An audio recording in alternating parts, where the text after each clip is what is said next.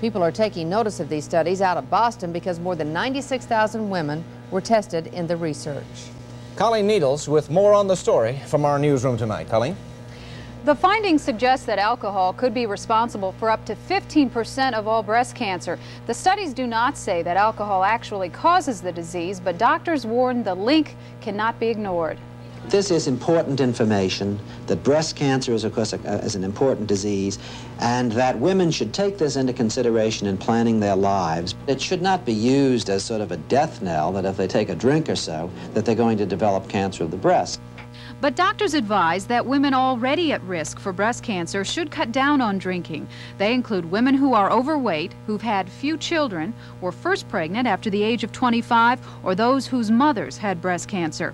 The women we talked to tonight were surprised by the link between alcohol and breast cancer, but not necessarily alarmed. And I don't drink that much, and so I don't feel that, I just don't feel uncomfortable about it, no. I'd keep having my 3 drinks a week. It's not that important to me whether I drink or not, and so if I could help my health any by not drinking, I would do it.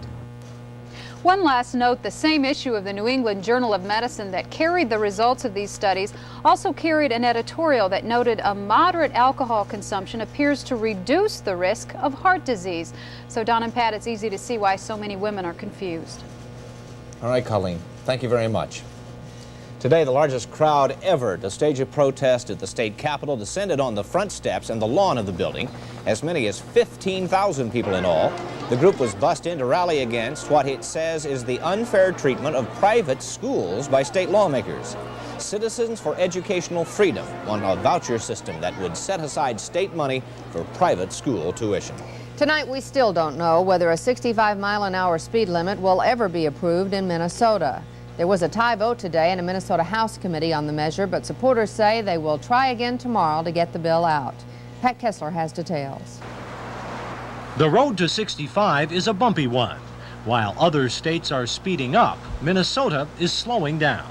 I'm not convinced yet by the authors of the bill that this legislation wouldn't do anything but cause more injuries and more deaths. North Dakota and South Dakota went 65 last month. It is on the governor's desk in Iowa and awaiting final action in Wisconsin. I think it's a good thing raising it to 65 because the insurance companies, when it was over 55 or better and you got a ticket, it counted points on you, and I don't think that the other 10 mile an hour is that unsafe. In the legislative process, just because a bill has been killed doesn't mean it's dead. And the Senate sponsor of 65 says he'll try to breathe life in it tomorrow. The majority of the public not only wants it, but they have accepted it and they're practicing it.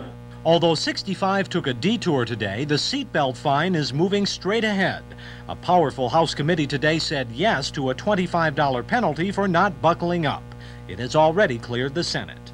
If the higher speed limit passes, it would not affect city freeways, only rural interstates. That's less than 1/10 of Minnesota roads. Pat Kessler, WCCO Television News. We have some other stories from the state capitol tonight, one that Don won't like. By a single vote, the Minnesota House has approved higher fishing and hunting license fees. A House committee today left Canterbury Downs at the gate by voting down a tax cut for the track. That measure remains alive, though, in the Senate. And also the House and Senate Tax Committee tonight began deciding how large Minnesota's impending tax hike will eventually be. Again today, a composed and articulate Richard Secord testified before the Iran-Contra panel. And again today, Secord told the committee that even though he had been told that the president approved of the diversion of the Iran arms profits to the Contras, he didn't know for sure. So, still no direct evidence of Ronald Reagan's involvement in the illegal support for Nicaraguan Contras. But Secord did provide a dramatic glimpse into the corridors of power. What you're about to hear is Secord's account of his own efforts to reach the president on the day the scandal broke and Admiral John Poindexter resigned. I asked John what in the world is going on. He said that it was too late. It was my intention to urge him not to quit, but to stand in there and fight. Let's get this thing straightened out. But he said it's too late. The resignation had already gone forward. And I said, well, then I want to talk to the president personally, myself. I insist on it. And I told his aide that I demanded to talk to the president. He said it was too late. They'd already built a wall around the president. Secord was asked what he would have told the president if he had reached him. The former general said that he would have told Mr. Reagan to stick to his guns, that the policy was a good one, and that the American people would understand. Secor's testimony continues tomorrow. Now, in other developments, former CIA Director William Casey has died of pneumonia. He had been hospitalized for health complications following a stroke and brain surgery 5 months ago. And the independent prosecutor in the Iran-Contra case has made a second criminal case. Public Relations Executive Richard Miller is accused of conspiracy in the arms for hostage deal. Presidential candidate Gary Hart's alleged affair with a woman named Donna Rice drew comments today from yet another key player in this story. It was his wife, Lee. She said she believes her husband when he says he did nothing immoral, and she told everyone not to worry. If it doesn't bother me, I don't think it ought to bother anyone else. Gary Hart, meanwhile, went back out on the campaign trail today, this time to Hanover, New Hampshire. He admitted there making a serious mistake in socializing with Miss Rice, but he also insisted he had nothing to hide. Later on our cover story, advice on dealing with car dealers. And then we'll take you to a quiet Wisconsin town where the calm is being broken by baseball.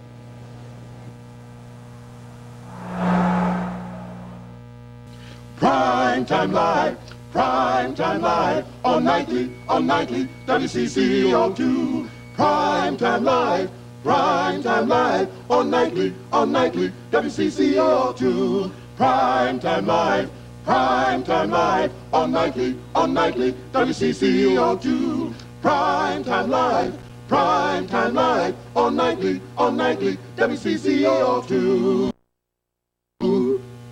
It's Mother's Day. Skip the flowers, skip the candy, and get your mom a really fun gift from Best Buy Superstores.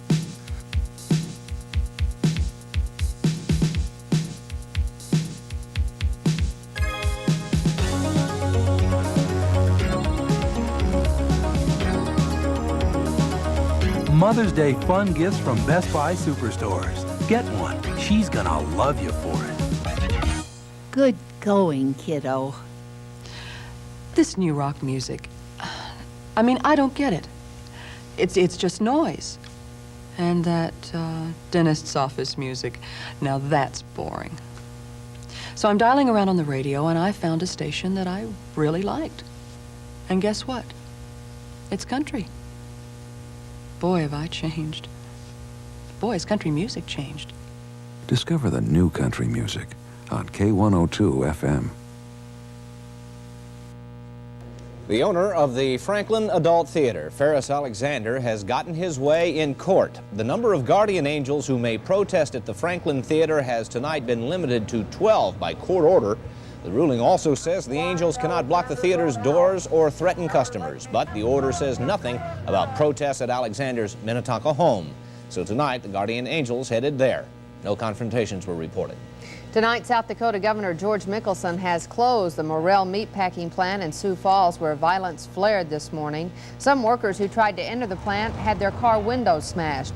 The tension in Sioux Falls centers on a labor dispute, though, in another city. Workers at the Morrell plant in Sioux City, Iowa are the ones on strike, and workers in Sioux Falls have walked out to show their support. The violence erupted when Morrell brought in replacements, but tonight the governor ordered police to prevent anyone from entering or leaving that plant. Well, this next story is about mixed loyalties because all of a sudden, two of our favorite baseball teams are winning. That's right, and the question is, for whom do you cheer the most? And the story comes to us from River Falls, Wisconsin, between the Twin Cities and Milwaukee, caught between the Brewers and the Twins. Mike Walsher reports on a split over baseball. The baseball fans in this town are divided between two first-place teams. Outfield straight away. That's hit deep to left field. The fans square off in bars. Brewers!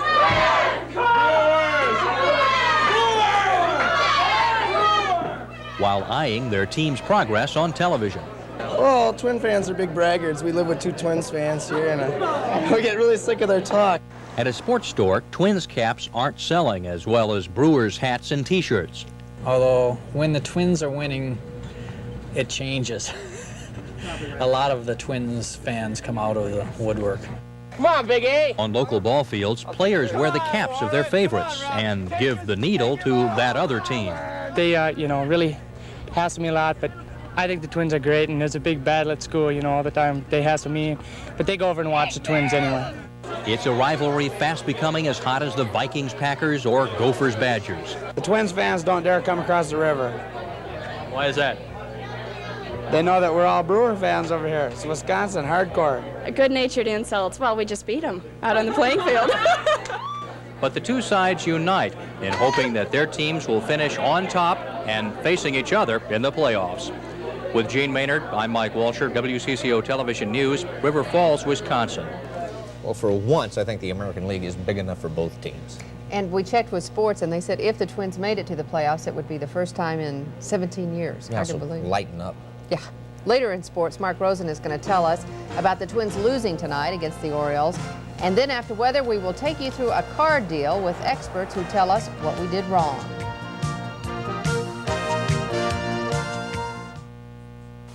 Shop Menards and register free to win this Lund fishing boat package from Menards and Dutch Boy.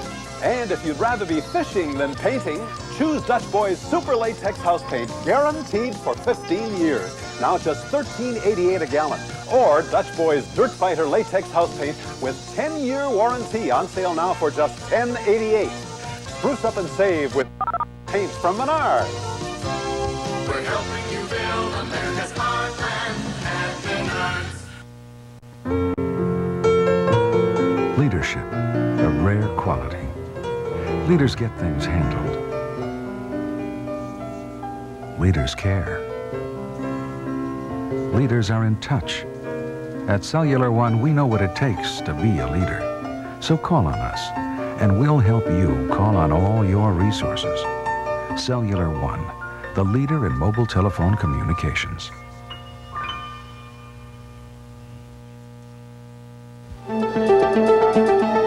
Trivia, sea life, South Carolina. Quotation marks. You know what that means? The word green will appear in the responses. We start with... You're the one in jeopardy. Third place, constantly huge. What's in here, the answers for tomorrow's show? No, the questions. Of course. Jeopardy! It's twice the fun, twice a day. Weekdays on Channel 4. Did you guys hear the tornado sirens this afternoon? 1 o'clock. That's part of a test, first Wednesday of every month, 1 o'clock. The tornado sirens are sounded, really civil defense sirens, but on this date back in 1965, when the sirens went off, do you remember what happened? It wasn't a test. No, it really wasn't. I guess it's really become known as the Fridley tornado, although there were certainly more than one tornado in the Fridley area.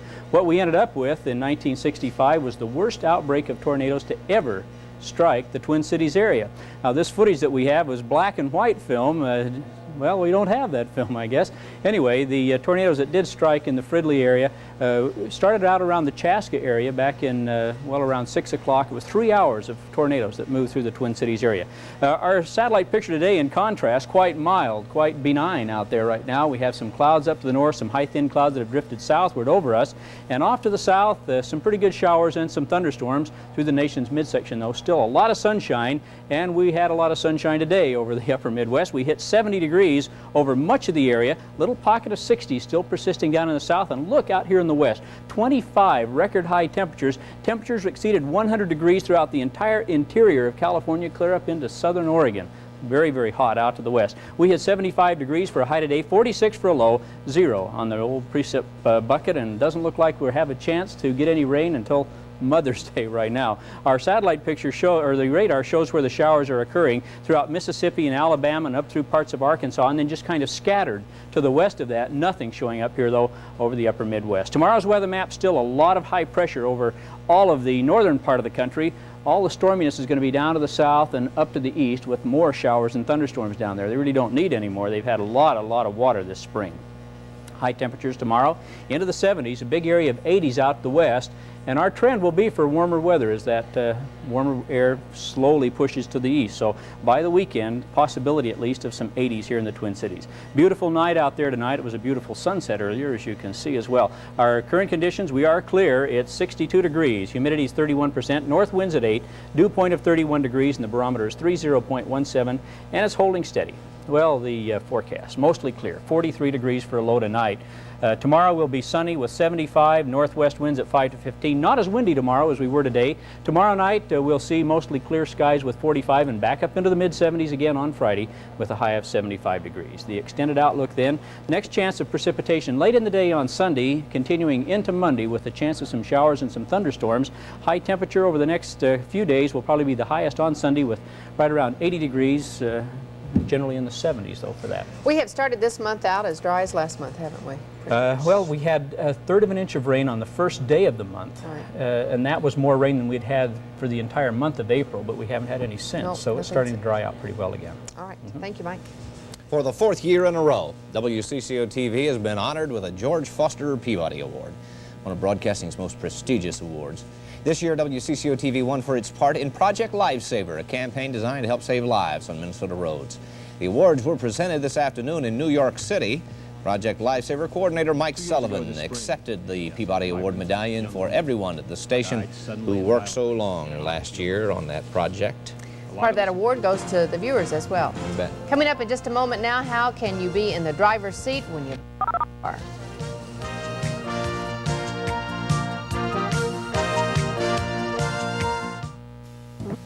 Prime Time Live, Prime Time Live, on nightly, WCCO2. Prime Time Live, Prime Time Live, on nightly, WCCO2. Prime Time Live, Prime Time Live, on nightly, WCCO2. Prime Time Live, Prime Time Live, on nightly, WCCO2.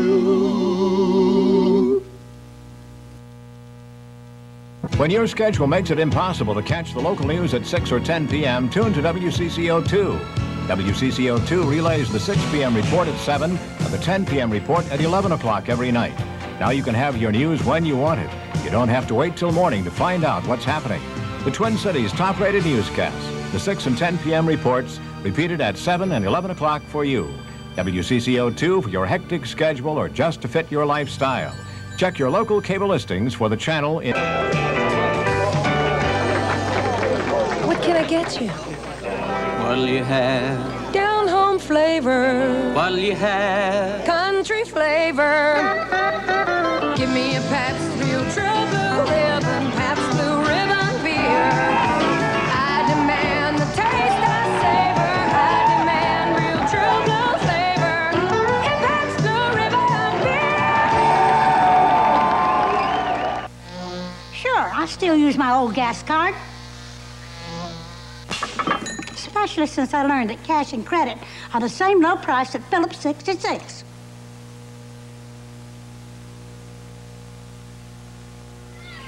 If a dirty, clogged-up fuel system is putting your car's performance on the line, clean it up with super clean unleaded gasolines from Phillips 66.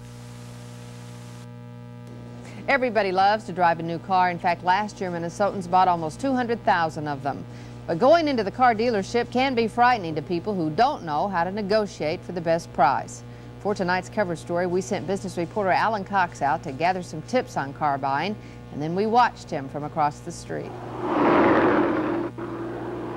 It's only a walk of a few yards to the showroom door, but it can be one of the longest walks toward one of the most expensive decisions most shoppers will ever make. And many lack experience. Oh, hi. Like me. This is my only experience with car buying. I bought this import new 10 years ago. 10 years of bills from the repair shop have convinced me the car will not last forever. But I haven't exactly jumped at the chance to look for a replacement. And a lot of people seem to feel the same way. I just went to a lot and bought the first car I looked at. I think it can get to be very confusing. It was a chore, an expensive chore. But it's a chore most of us must accept. So we consulted officers of the State Capital Credit Union for advice. We showed them a tape of my car shopping expedition, pursued with a hidden camera at a local dealership we did not warn in advance. Our target was the Chevrolet Celebrity, last year's top seller. We told the experts to stop the tape as soon as they saw me do something wrong. Hi. Do you have any celebrities? What is happening is you're telling that individual, that salesperson, about yourself, what you're looking for. When you give a lot of information up front, you're really hurting yourself in the negotiation process. because he can basically scope in, how much you've looked around, how much you know about something. The showroom greeter gave me to another salesperson. Right now, they have a good rebate. It's $1,000 rebate on any celebrity. Oh. It's 3 more days left. Only 3 days? You said, okay, I know it's 3 days and I may want to deal within, I want to get that rebate. I shouldn't act anxious, you're saying? No, never. Do you have a trade? I've got an old 77 Volkswagen Rabbit. Well, I would not have brought up the trade at this point. But he brought it up. I would not have. I would have said, I'll discuss that, later. Now the biggest problem as I look at the sticker price, $12,900. $1,000 off, that's 11,900. Yeah. 11,900, so it's going to be 11,200. You have no idea what they paid for the car. And so how do you know if it's a good deal or not? How much room does he have to work with? And I think that's your real disadvantage. You have no idea what you're buying. You could be paying too much for it. If that's what you do, well, that's, there's no one's fault there. I mean, the dealer's in it to make money. 2 days later, McElrath and a woman on his staff went shopping for the same model of car. Their guiding principles: keep the transactions separate. Pricing the new car, getting a car loan, getting rid of the old car.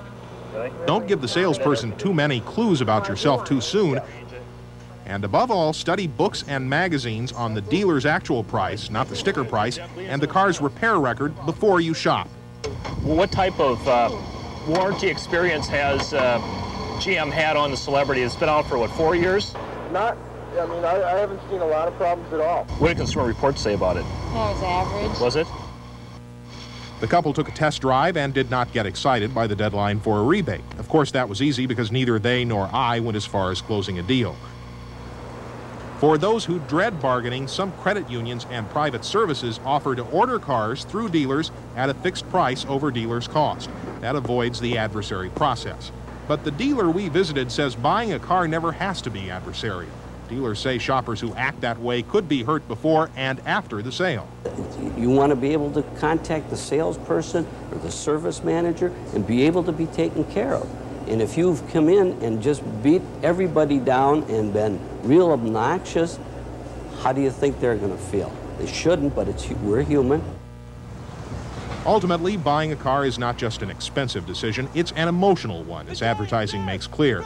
The basic advice is not to fall in love too soon.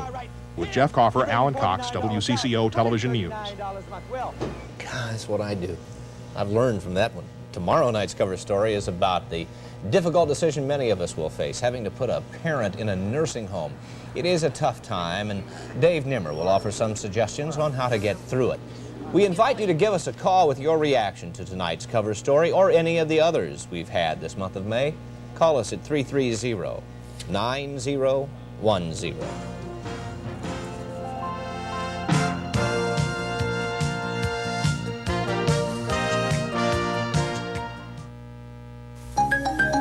Aramis introduces Nutriplex, a survival strategy for thinning hair. In laboratory findings, 65% of the men tested reported that their hair felt and looked thicker after 90 days.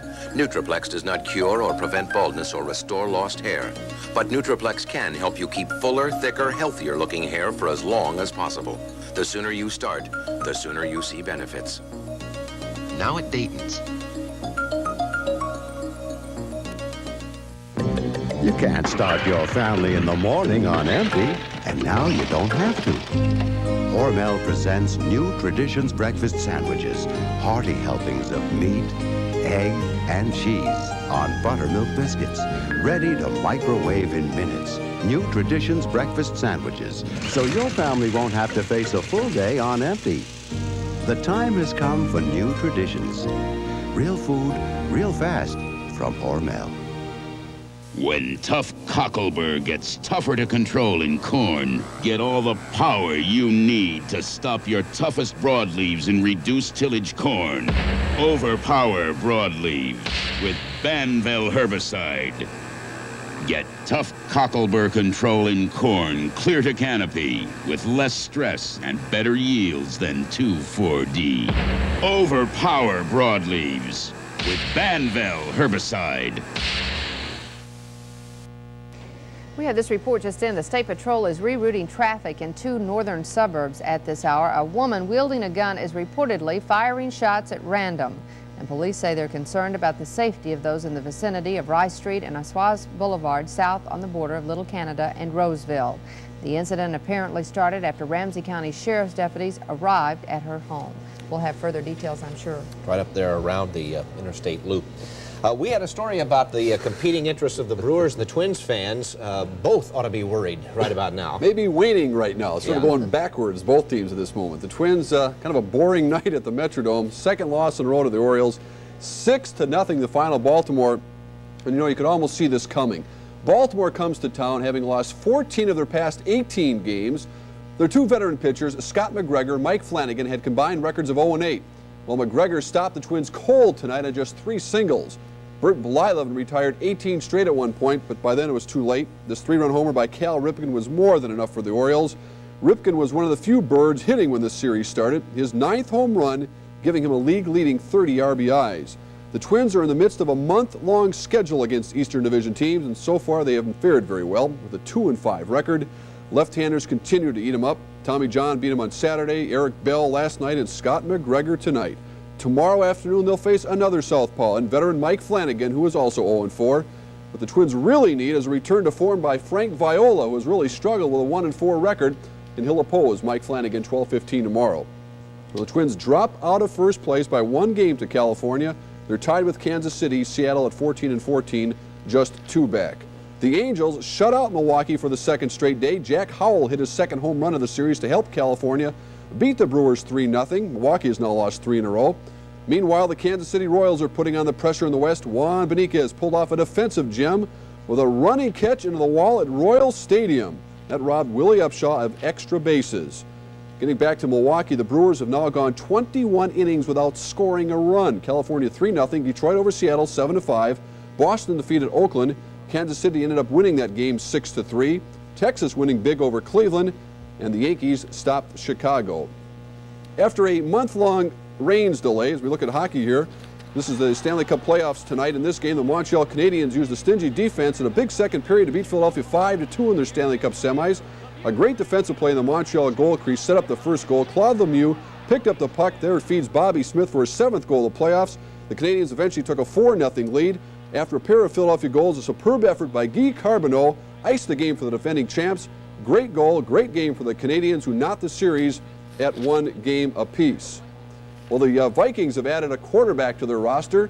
They traded for Rich Gannon, a rookie from Delaware. The Vikings wanted to draft Gannon last week, but New England beat them to it. So the Vikings sent a 4th-round pick. This is sort of a strange draft deal here, and a future consideration to the Patriots for Gannon. As a 3-year starter at Delaware, Gannon broke 21 school records. Well, the Boston Celtics are starting to understand why no team has won back-to-back NBA titles since 1968. For Boston to beat the Jinx, the Celtics will need plenty of hard work from Larry Bird and everyone else. Tonight, Bird struggled but scored 27. The Celtics struggled but beat Milwaukee by 2. Kevin McHale, by the way, played but was ineffective, in fact, fouled out. Only Danny Ainge, the least appreciated Celtics start in this game. He scored 30 and handed out 8 assists as Boston won 126-124. The Celtics now lead the 2nd-round series 2-0. That final again, Boston winning 126-124. Getting back to the National League briefly here, the Mets defeated Cincinnati. That final was 3-2, and Montreal over Atlanta 6-2. Houston defeated Philadelphia 3-2. St. Louis leading San Diego in the 4th inning, now 1-0. Pittsburgh over the Dodgers, it's 1-0 actually now in the 4th. And the Cubbies, the first place Cubbies, 1-0 over San Francisco in the 2nd inning. And that's about it in sports tonight, Don. Great sportscast. Good. Thank you very much, Mark. Let's hear it for Metcalf Junior High School in Burnsville. The school's 8-member chess team has won the National Junior High Chess Championship. The tournament was held last weekend in Los Angeles, and today the team's classmates got together to cheer as the trophies were handed out. This is for a chess team, ladies and gentlemen. Now, these guys beat out 89 other teams, and their coach, Brian Ribnick, has been named Chess Coach of the Year. Way to go, guys. And gals, if there were any. Of course. Tomorrow's weather forecast looks like a good day, sunny, mild, a high of 75 degrees. We hope you have a chance to get out and enjoy it. Good night, everyone. Good night.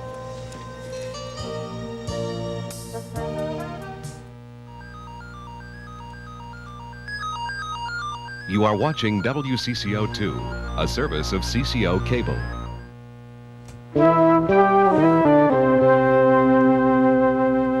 Welcome back to K-Twin on WCCO2. I'm Stuart Hunt. You'll see and hear videos on our channel that you won't see and hear anywhere else on K-Twin on WCCO2, such as Billy Barber, who was coming up within 30 minutes. We'll have something from Billy Barber. And Michael Monroe Part 2 of the concert that you were watching last night at midnight. That is at 12 o'clock. At 12 o'clock concert tonight, Michael Monroe. Stay with us on the original K-Twin.